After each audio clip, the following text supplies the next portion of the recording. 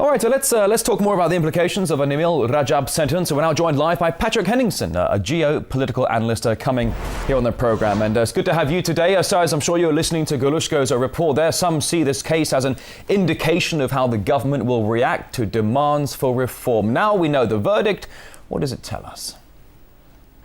Well, this is a very interesting development, especially only a few days ago, senior Democratic figures in America like Patrick Leahy and Ron Wyden had come out and demanded the release of Nabil Rajab. And so you have to look at the situation from a Western point of view and look at the President Barack Obama, who won the Nobel Peace Prize in 2008, and wonder and really scratch our heads and say, what really is the stance of the West, in particular Washington and London, when it comes to actual democratic reforms in the Middle East?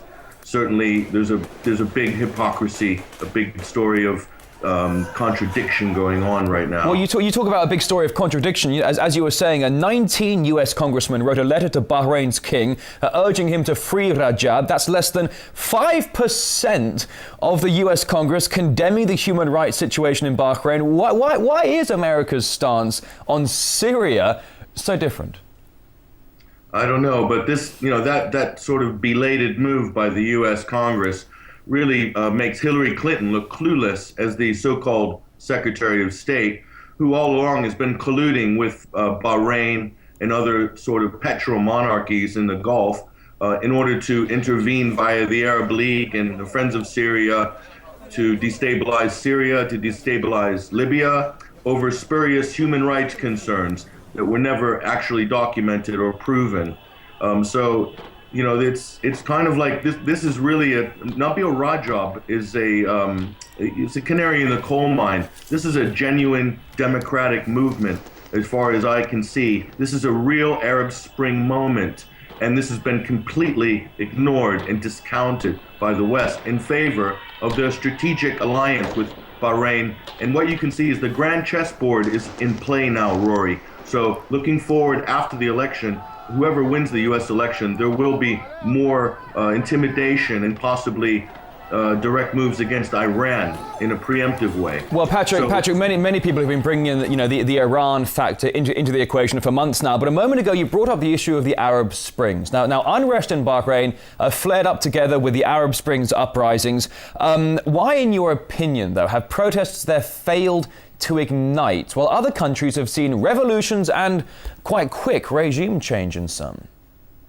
For the simple fact, Rory, that the Bahraini royal family is quite experienced in putting down public dissent and civil disobedience.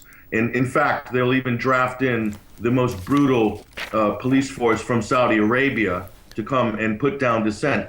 There's videos on YouTube, Rory, of Bahraini police driving through neighborhoods, shooting out the window at protesters or citizens and just carrying on and driving on. Drive-by shootings, the kind of thing you'd see in Los Angeles in the 1980s. Well, so drive-by shootings that apparently, as far as I can tell, the mainstream media are not touching with a 10-foot barge pole. When it comes to the issue of weapons, there are accusations that Bahrain's government is fighting protests with UK-supplied weapons. I mean, Patrick, can we read anything into that, do you think?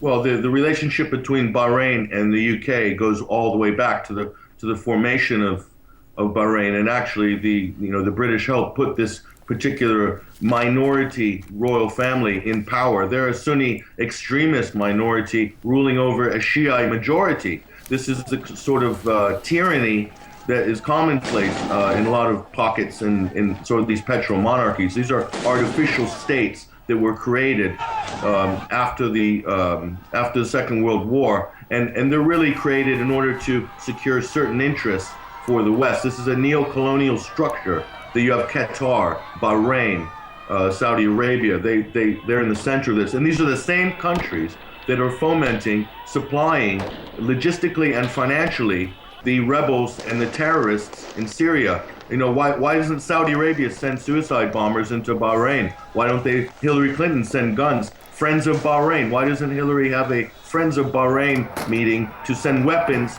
to the democratic protesters well, in Bahrain. as you say, Patrick, it's all about geostrategies, geopolitics, and whatever the games are, whatever the illusions are on the mainstream media, there's always so much more going on behind closed doors. Patrick Henningsen, a geopolitical analyst, joining us live here on RT. Pleasure. Thank you.